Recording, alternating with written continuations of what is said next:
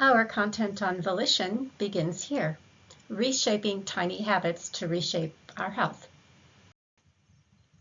The topics that we'll cover include habits, what are habits, and habit formation, how did we get to this place, along with the habit loop. Changing habits through crisis, and within that, the trans-theoretical model of change. Changing habits through volition, and then some details about your final paper. So what is a habit? A habit is, to quote the dictionary, a settled or regular tendency or practice, especially one that is hard to give up.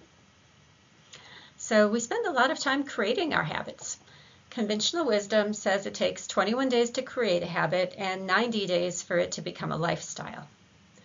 So in other words, if we have a habit, it's likely that we repeated it about 21 days to establish it as a habit, a bad habit, and continued it for 2 to 3 months to make it as predictable as, say, using the bathroom. So if we have a habit of snacking while watching TV, it probably took us about 3 weeks to establish it. And by now, if we've done it for 2 to 3 months, it's like a very predictable part of our daily lives. And it's going to take the same commitment of time to create a new, healthier habit. And we're going to start on that in this class this semester. And I want to just clarify this. Research by Lally and colleagues suggests that this varies a lot by person.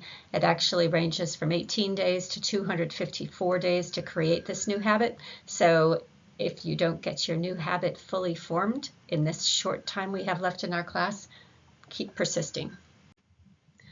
So we tend to repeat ourselves. We as humans tend to form habits doing the same thing day after day so that all of our days are fairly similar. This is our comfort zone. This is our cognitive comfort zone, meaning that we're in this place we have the lowest level of cognitive load. It's efficient because it's low cognitive load. Once we have a habit, we don't expend as much energy doing it. And some of these habits are good ones, like brushing teeth after a meal. That's a habit. Using the bathroom is a habit. Walking the dog each morning, that would be a habit if that's part of your routine that you do most days, every day.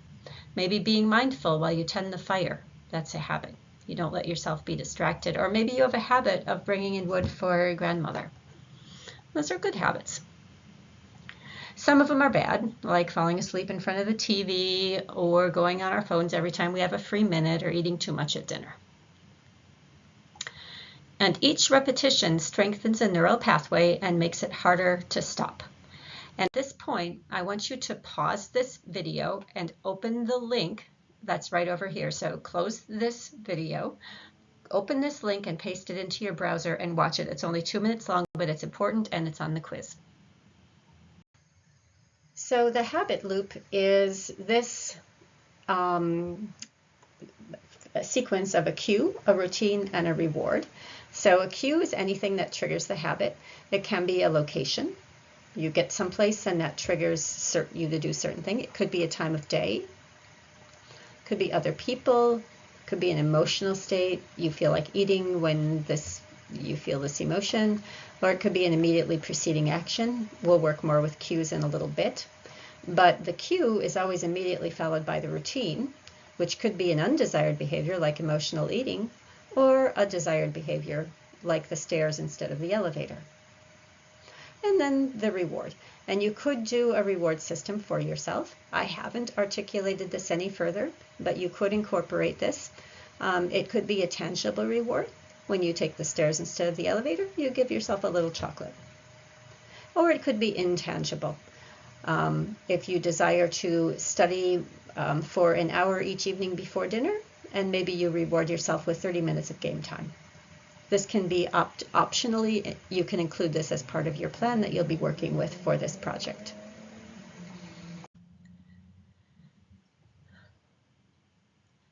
A behaviorist paradigm of habit formation also includes reinforcers.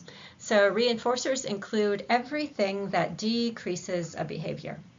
So we can strengthen behaviors that we want, like we can study hard, and that would lead to getting good grades. The good grades would reinforce and strengthen the behavior of study hard if we value good grades.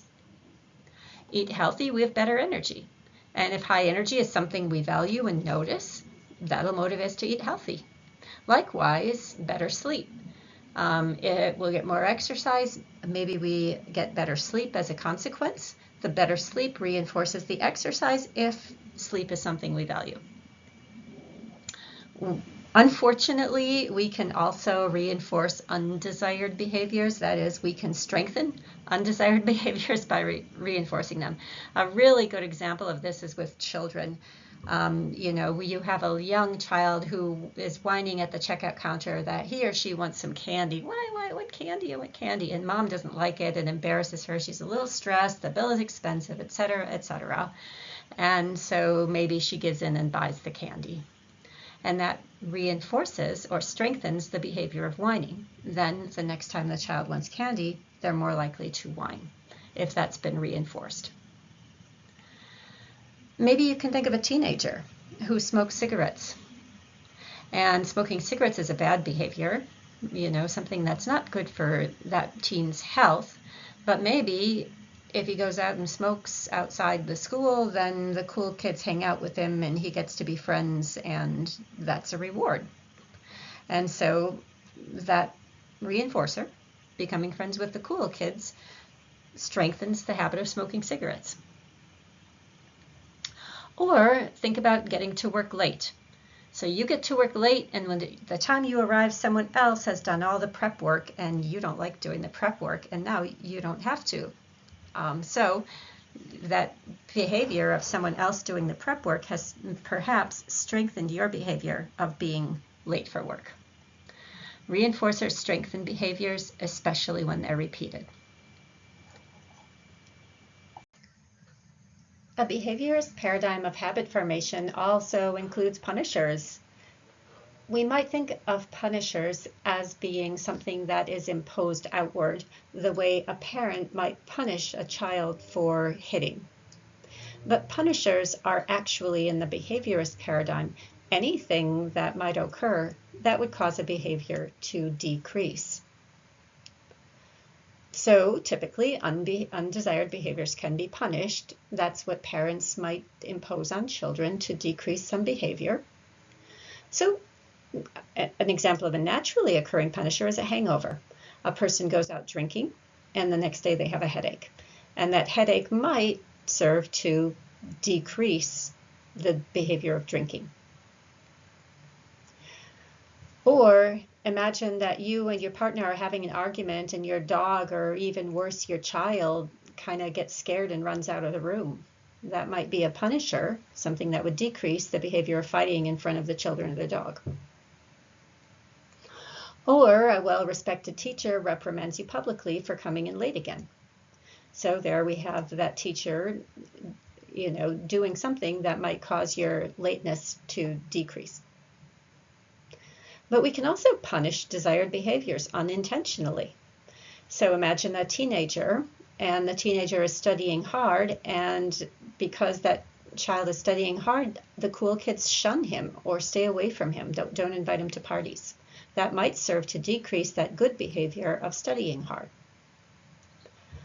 Your effort to diet maybe leaves you feeling hungry all the time, and that feeling of hunger might decrease your motivation to diet.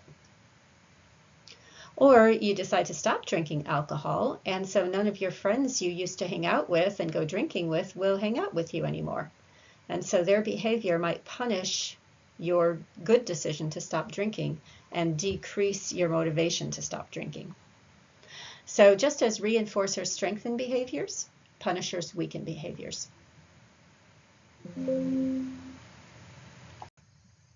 Finally, we can also have associations. Associations are just two events that occur together, such that when one occurs, the other is more likely also to occur. So bad habits can become associated. Back in the day when more people smoked, I knew people who would say they never craved a cigarette except if they went into a bar. Whenever they went into a bar, they craved a cigarette. For them, smoking and drinking had become associated. Or watching TV associated with mindlessly eating. And so maybe every time that TV comes on, there's an automatic desire to go get a snack. Those two behaviors have become paired for the establishment of a bad habit. Or people, often you'll see this, as soon as there's a line or a queue for anything, people will get out their phones and start scrolling. And that these are just the two things have become paired, forming one neural pathway in the mind, in the brain actually. And good habits can also become associated. Maybe visiting a particular friend becomes associated with going for a long walk. Entering a library becomes associated with quieting down and reading, so that as soon as you walk in the door, you feel quieter and like reading. Or perhaps seeing the sunrise leads to an automatic association with doing a morning prayer. And these things have become linked so that the trigger seems to prompt the behavior. And we're going to work with these associations a bit in this unit as you work to change a habit. These associations will become cues to make a behavior change. So behaviorist paradigms don't explain everything. If they did, it would be very easy to change our behaviors because we could just get someone to reward us for a new behavior. But it's actually quite a bit more complex than that simple example. So, first reason is that rewards induce temporary compliance. That's a term you should keep in your mind. That is, you go along with whatever is being desired as long as the reward is forthcoming. But as soon as the reward stops, you're going to stop the new behavior because you've come to dislike that behavior. And an example might be going to your job. How many of you would continue to go to work at your job if they stopped paying you? Probably none of you, because we don't go to work without getting paid. And that can happen with children too. There used to be a program that would give children a Pizza Hut coupon for reading a certain number of books. And as soon as that program stopped, even though many kids had earned their coupon, the children actually read less than if there had been no reward program in the first place. So without the reward, they weren't going to do the activity. Secondly, different people respond to different rewards. Our reward systems are independently trained, unique, and nuanced. So an example I gave earlier is one in which people who I said that people who exercise more may sleep better, and that the sleep could be a reward for the exercise. But sleep would not be a reward for everyone. Having good sleep would probably only be rewarding for people who had previously had difficulty sleeping. And so in that case, that reward is unique to that person. So we have to take care with what is rewarded. Thirdly, hedonic adaptation. Hedonic means pleasure, and adaptation means change. So our ability to experience pleasure changes or adapts. We become habituated to rewards. A reinforcer that pleased one for a time will lose its allure after a while.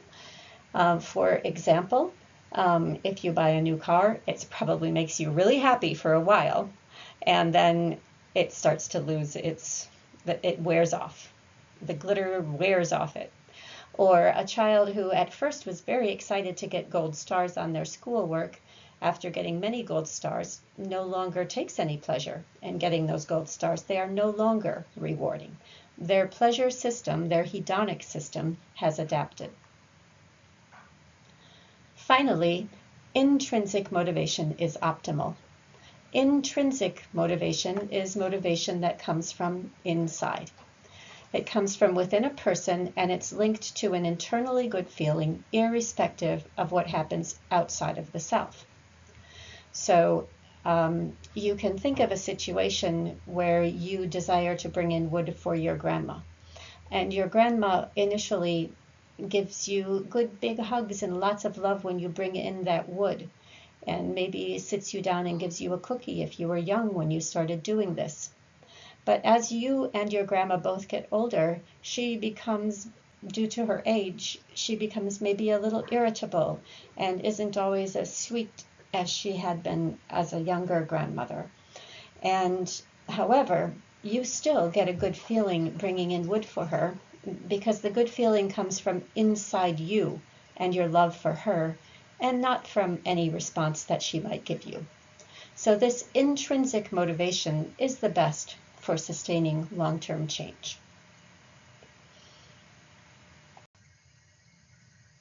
Part 2 is changing habits, and the first way we're going to look at is through crisis. So think about any time you ever tried to change a habit. New Year's Eve is a time when a lot of people form new habits, New Year's resolutions to change, maybe to drink less, or to help people more, to get fit, to find a new job, to join a gym, to lose weight. These are the kinds of things people try to change. If you ever tried such a thing, what barriers did you experience? Most people are not successful. They might be successful for a little while, but then they fail. And this might be due to motivation problems. Maybe this happened to you. You lost your desire for that change. You were motivated, but now you're not anymore. Maybe you had a barrier of certain triggers, certain situations overpowered you. You know, the demands on your time, or your work demands, or a hurt knee, certain things overpowered you. Or maybe you experienced frustration. Your goal was too big, too challenging. You could never meet it. You said you were going to lose weight and it took a really long time and you got frustrated. Or maybe there was opposition. Others were unintentionally or intentionally working against your desire to change, such as you are trying to diet and you have friends who are always bringing you sweets or something like that. Changing a habit is very hard. Very often, habits are changed through crisis. In fact, it often takes a major crisis to force ourselves to change because we get so comfortable with our habits. So here are some examples. Imagine that someone's family kicks them out of the house for drinking. Maybe before they thought, I don't have a drinking problem, this is no big deal. But if this crisis occurs and now this person doesn't have a home or can't live with their family, they might suddenly get a big determination to stop drinking and might even just stop right there, right then and there. Or maybe this crisis happens. Your doctor told you you're pre-diabetic and that scares you. You lost people to diabetes and you know the seriousness of that. And maybe that crisis would make you determined to make that lifestyle changes that are necessary. Your world is cracking apart. Or maybe, this happened to my son, he had a job for a while when he was doing some construction kinds of things, and he had a job at a factory farm. That's the kind of thing we looked at earlier, where the animals are not treated very well, we'll just say. And that made him quite determined to stop eating meat unless he knew exactly where that animal had been. Or perhaps you sometimes get angry, you know you do, but it's not a big deal, you thought, but then all of a sudden you lost your job. You got fired because you had an angry outburst. And that right there might be enough cracking of your world that you set up a determination to, say, begin meditating or working on your anger management. So these are the kinds of things that happen. This is one way to change a habit. Not the most fun way, in fact, a really painful way, but it often can work. So this perspective that we look at when we think of behavior change is that it doesn't come from extrinsic motivation generally, from rewards on the outside, but from an individual's decision-making for intentional change. And that these changes in behavior occur continuously through cyclical process, that it's neither quick nor permanent, and that individuals' personal motivation for change may vary, leading to shifts in the behavioral change. So this is the model that we're looking at. It's called the trans-theoretical model of behavior change. And this is a model that's used also to look for treating addiction. We look at where people are in their desire to change an addictive habit, but we can also apply it to health behaviors. And so you can assess where you are in terms of the stages of change. Pre-contemplation would be like that person who says, well, I, get angry once in a while, but it's no big deal. They don't intend any change. And on the cycle of change, it might lead to contemplation. They intend change within the next half year. And in turn, that might lead to determination. Maybe a crisis occurs and they become determined. They're ready. Maybe they've even taken a couple of steps. They're going to do it. Next, action. They've taken a behavior in the last 6 months. And then we come to a maintenance phase, which, it could result in relapse, or it could result in termination. And we'll take a look at these a little more closely. But typically, we think about entering here. But once we've changed a behavior, we can't assume that that behavior will stay changed forever. And so we might exit and re-enter. Maybe we were very determined and then something happened and we couldn't do it. And, we then stay away from it and then we kind of go back and start over again here. So it's sort of a cycle. And let's look at these a little bit more closely so you can assess where you are in terms of some of the behaviors we've looked at this term. So stage 1 is pre-contemplation. You don't intend any change. You're unaware that even the behavior is problematic. You're not informed. You don't know very much about the negative consequences of your behavior. No one's told you how much it bothers them, or you don't know about the health effects. And inaccurate. Usually your perceptions are inaccurate. You tend to underestimate the pros of changing the behavior and overestimate the cons. And here's an example. Carlotta spends time after most social events ruminating, thinking on and on about the things she could have done differently, or about what others think of her, or about what went wrong. She doesn't know that this is a mental habit that contributes to her depression. And she's unaware that this is creating problems for her. So she's in pre-contemplation. She's not even thinking about changing this mental habit. Stage 2 is contemplation. You are realizing that this is a problem. Change is intended in the next half year. So you recognize that the behavior might be problematic. You're aware of the negative consequences. You've been educated about it a little bit. You're estimating accurately. Maybe you're still not totally sure, you're placing equal emphasis on the pros and cons, but it's not as inaccurate as it was before. And you're still a little torn. You want to change, but at the same time you want to persist.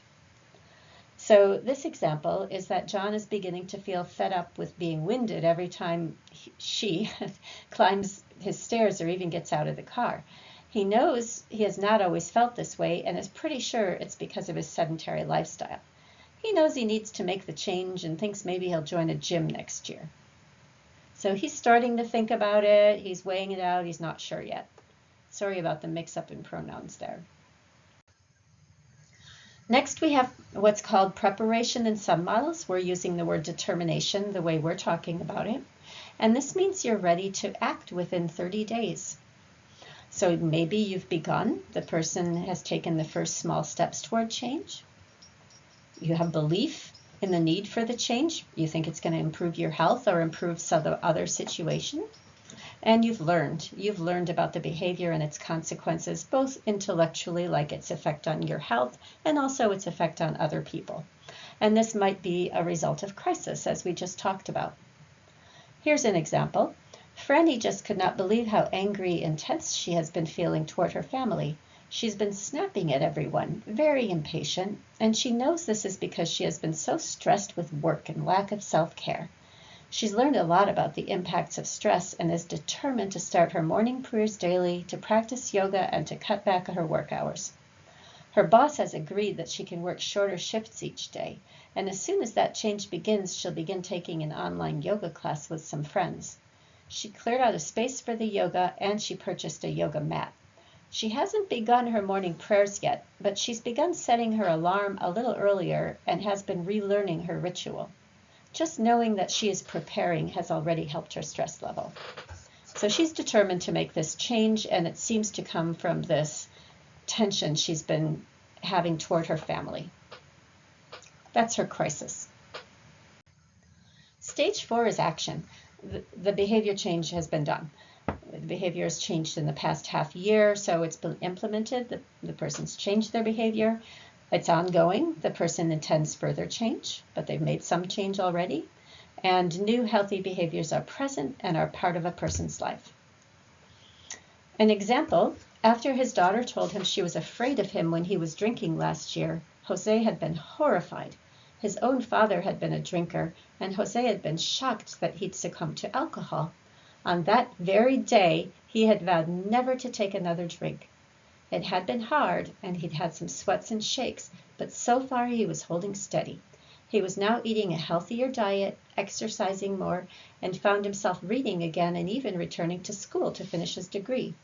He still needs to make up to his family for the problems he caused when drinking and still needs to get a job, but he's on the way. Stage 5 is maintenance. Behavior change has been sustained for 6 months, and the person has the intention to keep the new behavior. All right, so maintenance might be, if you were getting help for your behavior change, you might still be getting help at this stage because there's a risk of relapse. Old behaviors creep back in again, motivation wanes, you begin to see the pros of old habits again, and the cons of that habit begin to fade into memory.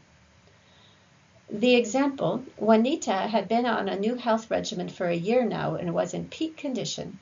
She had all but forgotten about the way she'd felt when she'd been too heavy, and she began to think she could let up on all the discipline. Last week, she'd swung in a drive-through for some McDonald's, and it had been wonderful. She stopped by Church's Fried Chicken last night, and now even today she craved more. At her niece's birthday party, she'd had not one but 2 large slices of cake. So this is an example of relapse. So generally, as we talked about, this is cyclical. So you might act and then step back and act and step back, so it jump back into the cycle again later. Some people are able to terminate. They have no desire to return, no temptation to return to their unhealthy behaviors, and they're sure they won't relapse. They have been tried and never had a desire. This is rarely reached. People tend to stay in the maintenance stage. However, I've known a few people on the Navajo Nation that have succeeded in stopping drinking and have been, just like this example, 30 years, something like that, since they last had a drink, and even able to go into a bar to watch a football game without desiring a drink and knowing that never would drink again.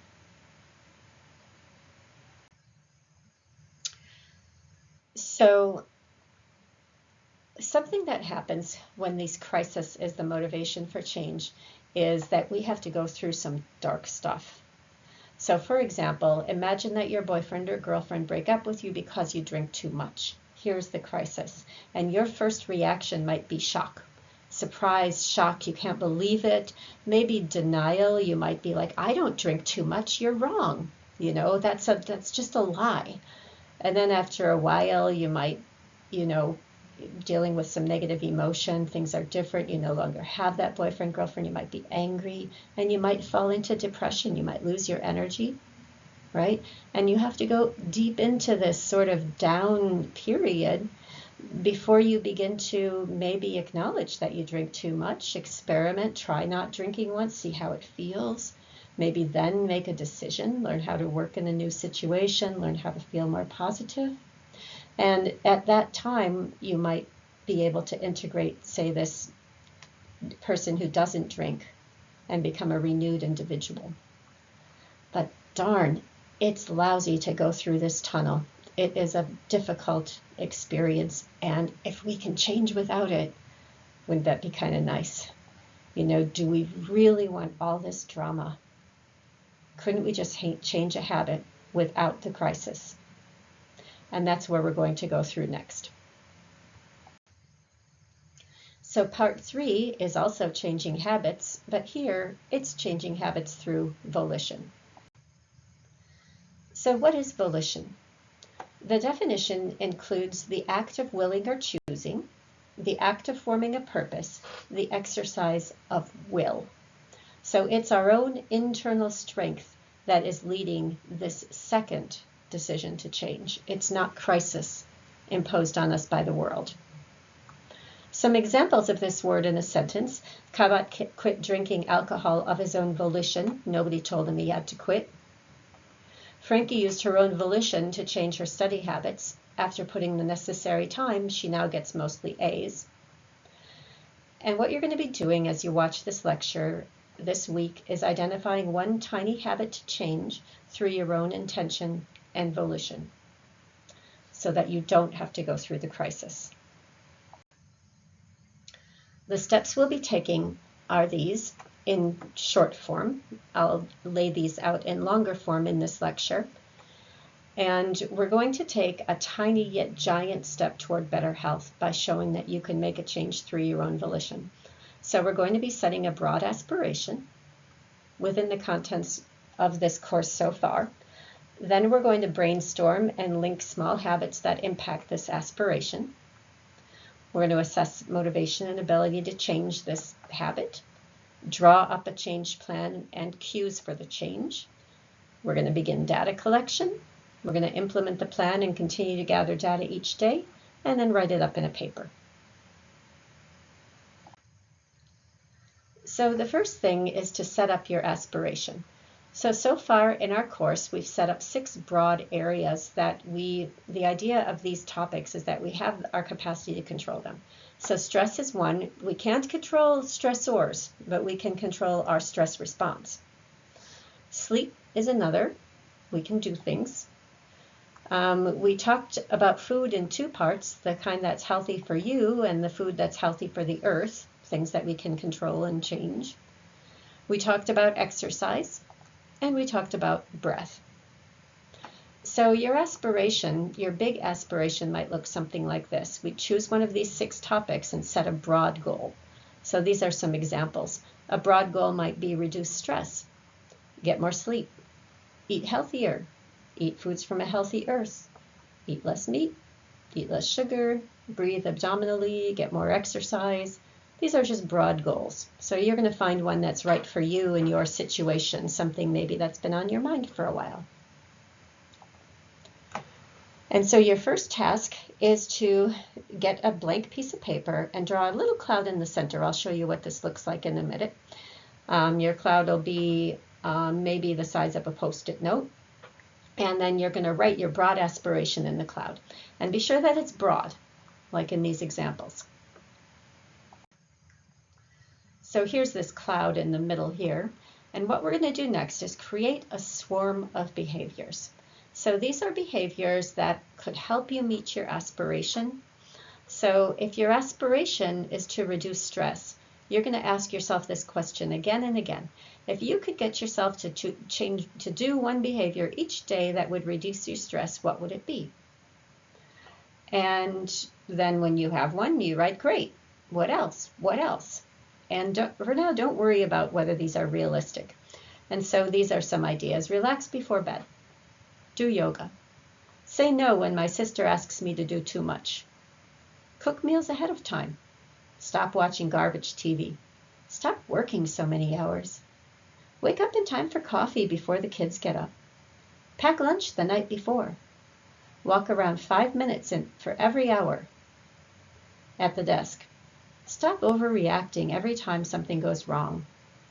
Smile more often. Do morning prayer. Ask for help with children. Do more abdominal breathing, less thoracic breathing. Take a walk after dinner. So your next step is to create a swarm. So around the cloud that has your aspiration, write down your own ideas. These are yours, not mine. Brainstorm as many as you can that you think would help you reach your aspiration. Get at least 10 and draw them around your cloud like in this example. Next, you're going to look over your swarm of behaviors and make sure that they're ASP. I'm just using that because it's the first acronym for aspiration, and it stands for active, specific, and positive. So now you're going to look at these behaviors that you wrote, and you make sure they're active in the first place. So if you wrote something like feel peaceful, well, that's not really active. And so you have to have something more linked to it. So you instead could write meditate to peaceful music for 15 minutes a day. Make sure that these are specific, not general. Don't write do yoga. Instead write take online Zoom yoga at 5:30 each day. More specific. And make sure they're positive if possible, not negative. So try to not write something like stop overreacting and instead write take 5 breaths. And let me show you these examples. So this is called crisping up your behaviors, rewriting them so that they're ASP. And some examples here are, I might say, instead of writing that I'm going to do yoga, there's the do online Zoom yoga every day at 5:30. Instead of relax before bed, I might write sip chamomile tea with a book 30 minutes before bed. Instead of stop overreacting, I might write take 5 deep breaths before reacting when a stressor happens. So I'm giving myself a more positive thing to do instead of the unwanted behavior. Instead of stop watching garbage TV, I might write watch the series Nature instead of Netflix serials after dinner.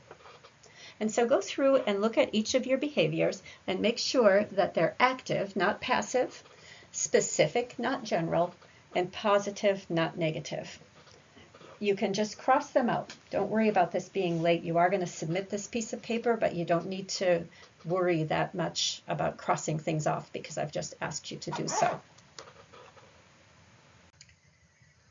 So next, you're going to be identifying one tiny habit to work with. All you're going to change in this case is one habit, and it's got to be a teeny, teeny, tiny little habit. Just one habit that contributes to whatever your aspiration is. So the task actually is coming up, but you're going to use a task to choose a habit that you'll be most likely to be able to change. And the best choices from that whole swarm you made are to select the habit that's effective, meaning it really will be helpful to reach your aspiration. One for which you have good personal motivation, you really want to do it, and one for which you have personal ability. You can do the behavior. It can't be too difficult or out of your reach. The reason is that you need a lot of motivation to do your behavior. And so as time goes on, what happens with New Year's resolutions and what happens to people who have habits that they're trying to change is that motivation wanes. And so at that point, if your behavior is too difficult, you'll stop doing it. And remember, in order to create a new habit, you need to do it consistently for at least 21 days. So you want to do this every single day. And so it's got to be pretty easy. It's got to be really tiny. Okay? So the first thing to do is assess your ability. So as you look at your swarm of habits for each one, ask yourself, do you have time to do the behavior? Do you have enough money? Are you physically capable of doing this behavior? Does it require a lot of creative or mental energy? Is it really going to interfere with your routine too much? Because your ability chain is only as good as its weakest link. If even one of these, if it takes too much physical or mental effort, or if it's just too disruptive to your routine, or if you don't have the money or the time, any one of those can cause you to fail. So you're going to assess your ability now for each of those little habits you wrote. And next, assess your motivation. So ask yourself, why do you want to change your habit? How strong is this motivation? Is this something that's been with you for a while? You've wanted to change this for a while? That'll help you. How likely is it that your motivation is going to change? Is your motivation temporary? Like someone new came into your life and they are motivating you to want to change, but if they leave, you won't want to change anymore? Okay. So once you've assessed your motivation and your ability, this is the task you're going to do. So I'm calling it find gold. And so what you're going to do is, from your swarm of behaviors, place one or more stars besides the behaviors that you think are going to be really helpful in reaching you linked to your aspiration. So your bigger aspiration is stress, your stress response. And so put stars, and if it's really you think would be really helpful, you might use 3 stars or more. All right, so that's just assessing the effectiveness of the behavior.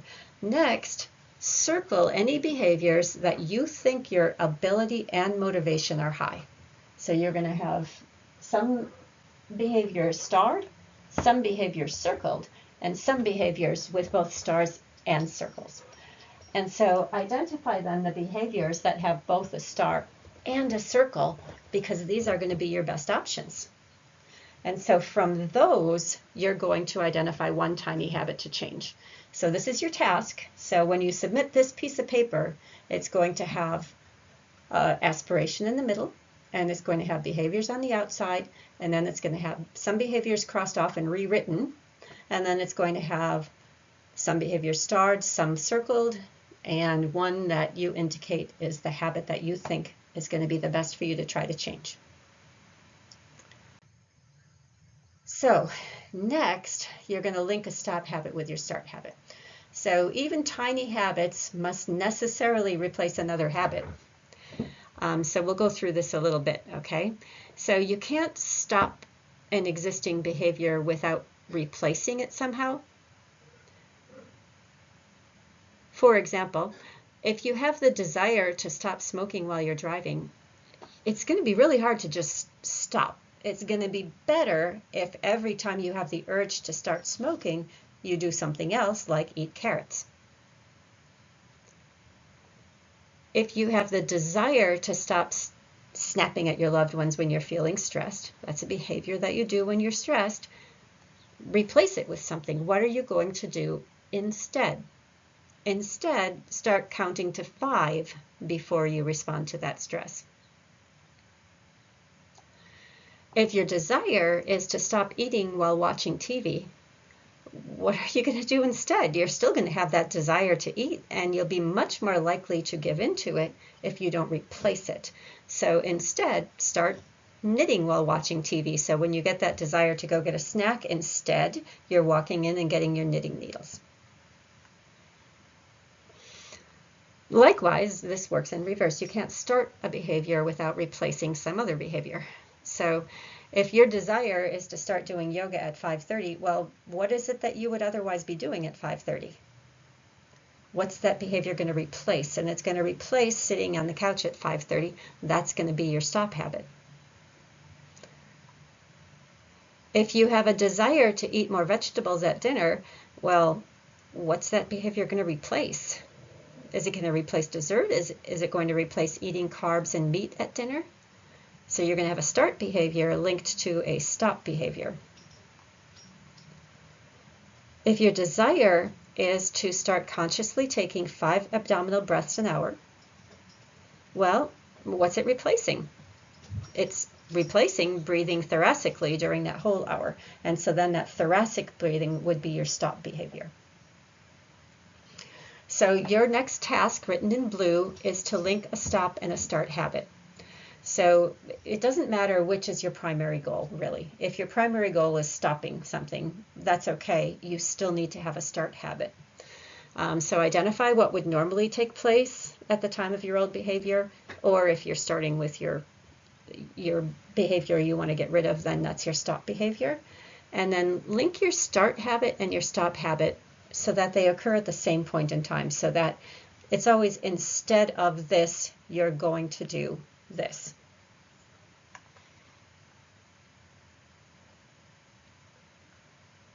So you can do this on your next. How can you make the behavior easier to do? Well, first off, get skills. Get someone to help you at first if it's a new skill or exercise. Maybe you have a goal to cook your own meals, but do you know enough about cooking? Would it help someone to teach you the yoga when you're just getting started? Secondly, get tools. What small supplies or tools will make your new skill easier? You can't take a lunch to work if you don't have any wraps or plastic containers. You'll have a hard time doing yoga without a mat. So make sure you have what you need. It'll be a barrier to you if you don't. And then next step, scale back. What is the first step toward your tiny behavior? Make that your starter step. For example, if your goal is to walk 3 miles a day, and right now you're not walking at all, 3 miles is too big. You can leave that as your goal, but you have to start smaller. Your starter step is just putting on your walking shoes, and maybe that's your first step. From there, you want to reduce your goal to something very small, like walk 20 steps. Because the trick is, you need to be consistent and do this every single day. And if it's too big, you're not going to do it and you're not going to create a new habit. So you have to make it tiny so that every day when that cue comes in, there you are, you're triggered to do that different behavior, even if it's only putting on your walking shoes. So consistency is really essential. In order to create a new habit, it has to be done every single day. And if you scale back, you want to set a specific goal that's easy to do. If it's too hard, it won't become a habit. If it's easy, it is likely to become a habit. If your goal is to do push-ups and you set the bigger goal of doing 20 push-ups each morning, and you think that's going to contribute to your aspiration of getting fit, 20 push-ups is a lot. And you will not probably be consistent. But if you set a goal of doing 2 push-ups each morning, you'll be consistent. And so that's going to be your stepping stone. And maybe for a while, all you'll do are just those 2 push-ups. That's it. And maybe it'll take 3 weeks before you even add a third. And that's okay. Doing it every day is the key. There was a funny example of scaling back in the book. And that was her tiny habit that she wanted to change. She wanted to floss her teeth each day. And she set her scaled back goal as flossing 1 tooth. And the reason is because she needs to wire that into her brain. And so she needs to do at least that much. Like she needs to get the behavior started. And so this is the tiny habits method of starting with just the tiniest baby step toward your desired goal. So you're going to be scaling back. You're going to be taking a second piece of paper and dividing it into 3 columns. Column 1 is your tiny habit, the one that you chose that you're going to work on. Column 2 is your stepping stone 1. It's like your starter habit.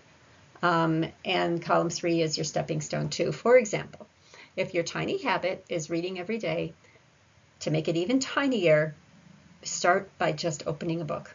That's going to be your first thing each day when you get that cue. You're going to just open your book. Stepping stone 2 might be reading just 1 paragraph. That's it. You met your goal if you read just 1 paragraph. If your tiny habit you're trying to shrink down is to drink more water, then you're going to start by just putting the water in your purse and then taking a sip of water. So you're going to start with very small steps. If your desire is to meditate for 10 minutes, your starter step might be taking the meditation pillow out of the closet and then maybe just meditating for 3 breaths. So you can look at the rest of the list and get the idea of how to do this. And you need to do this for yourself by laying out your habit, just your one habit that you're going to change.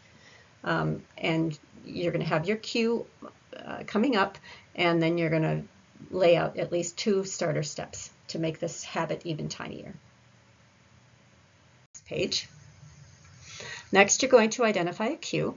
A cue is a trigger after which you'll engage in the behavior. So the prompt should be something that happens predictably and naturally, ideally every single day. It should happen at a time when you can act out your tiny habit consistently. Nothing is likely to change in this part of your routine. So a cue, remember, are these associations. You know, you're taking your existing routine and you're making a sequence for the new habit. So here's an example from the author's Fog, where this model is adapted from. It's not exactly the way they're presenting it. Amy was preoccupied with a problem. She was having marriage problems, and it was causing her to not focus at work, and she wasn't getting things done as she was supposed to. She'd get in there and just sit at her desk and not even know where to start. And so she needed to change one tiny habit. That's all she tried for. She was really worried. And the tiny habit that she decided to change related to writing down on a Post-it note each day just one important thing she had to do that day for work. That's it. And her cue was she drops her daughter off at school, and as soon as the car door closes, that sound of the door closing was her cue to get out this Post-it note. So then she would drive to a parking lot, she'd pull the car over, she'd think about what she had coming up, she'd write it on the Post-it notes and paste it on her dashboard.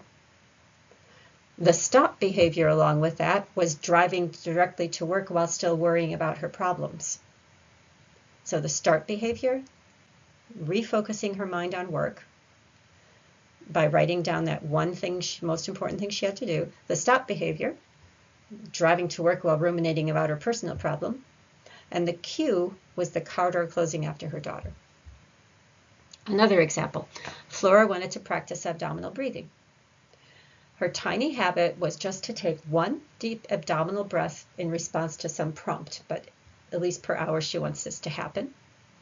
And she decided that her cue would be a bell that rang whenever she gets a text message, and that little bell rings on her phone. She decided that would be her cue. Every time she heard that bell, she would take one deep abdominal breath. Start behavior, taking the abdominal breath. Stop behavior, taking a thoracic breath and looking immediately at her phone. The cue, the bell that rings when she gets a text message. So there has to be a cue for your behavior, otherwise it's not going to happen. You're going to fall back into your old habit. So these cues can vary. They can be something inside you, like a natural bodily function, like the stomach grumbling, cueing you that you should eat. So something that happens reliably, for example, one thing that we do reliably is get the urge to use the bathroom. And maybe whenever we feel that urge, that could be our cue to engage in the new behavior. Or every time we yawn, those could be cues that happen inside of us. Okay, those are person cues that happen inside of us. We could use context clues, like clues in the environment that we've given ourselves that aren't natural, that help us to do behavior, like Post-it notes to remind us, or the text bell ringing, or we could set up a reminder on our phone. Hearing the elevator door open could be a cue to engage in the new behavior. Every time I hear the elevator door open, I'm going to pause and breathe. Hearing the coffee maker start, seeing the school bus pass, those kinds of things. And then finally, action cues.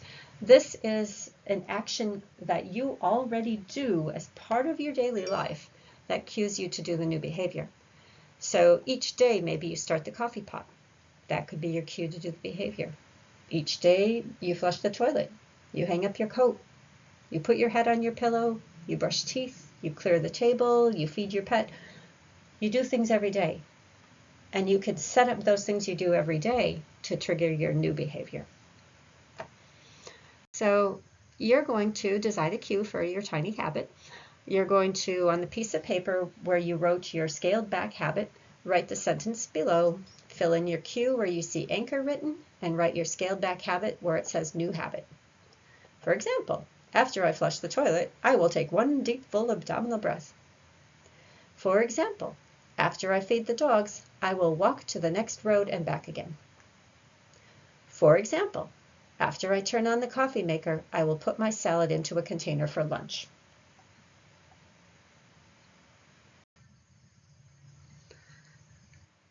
Lastly, we're going to be documenting the change. So you've chosen to add a new habit, replace an existing habit with something new. So it's important to gather data about this new habit so you can see your progress. So you have to get baseline data. You have to determine how often you're currently doing this behavior or doing the unwanted behavior. And so you're going to count some aspect of this for 5 days. So there's a few different ways you can count. You could count frequency if that's appropriate for your behavior. How many times per day does it happen? If you're trying to, say, increase the number of abdominal breaths you take, frequency might be a good thing to count. Another example, well, same example, how many deep abdominal breaths did you take each day?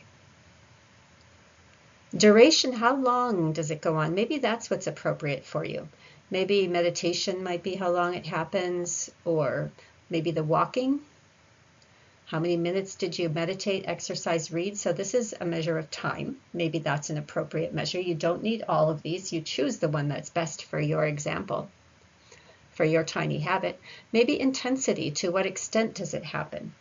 So for example, how many steps did I walk? That could be an example of intensity. How high did my heart rate go? How much sugar did I eat?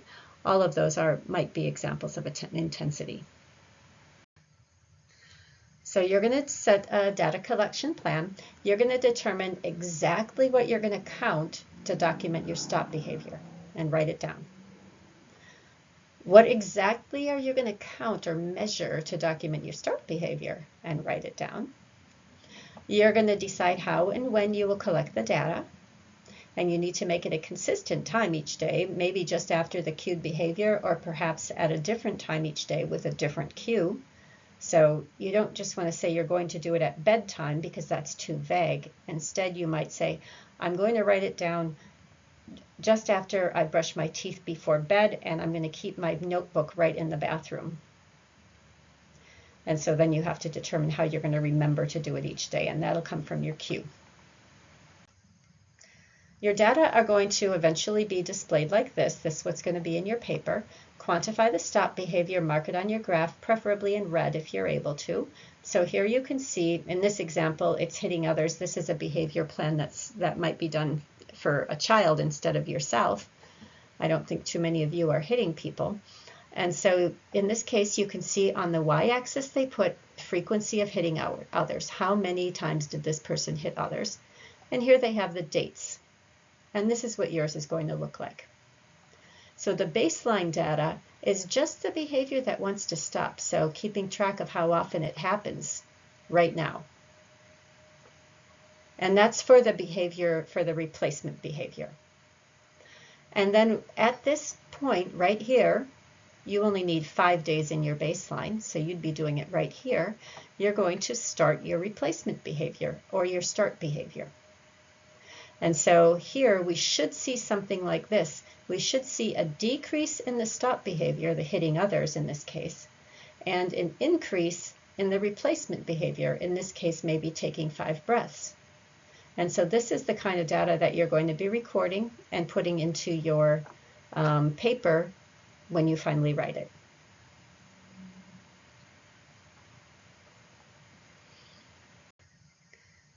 So that is the end of what I have for you slide-wise in terms of the content through lecture. And so as you're going through this process, you're going to be reporting, first of all, on what habit you're going to change on all those steps that I've given you today, except for data collection. And so when you're going through this process, don't worry if you have to change your cue. It didn't work. Don't worry if you have to change your target goal or your scaled back habit. But don't stop. I mean, if you miss one day, okay, that might happen, but don't make a habit of missing days, because if you do, you've created a habit of missing days, but not the habit you wanted. So just do it, even if it's the teensiest little thing ever, but do it every day on the same cue. When the time is right, you can increase your goal. Instead of 20 steps, 25 steps, and so on. Don't increase too fast. Don't be in a hurry. What you're trying to establish here is a habit. Most importantly, follow the steps to document your activity. And I already introduced that to you. It's not on the next slide anymore. So I hope you're successful. Please, let me know if you have any problems with this, and I look forward to seeing what your plan is.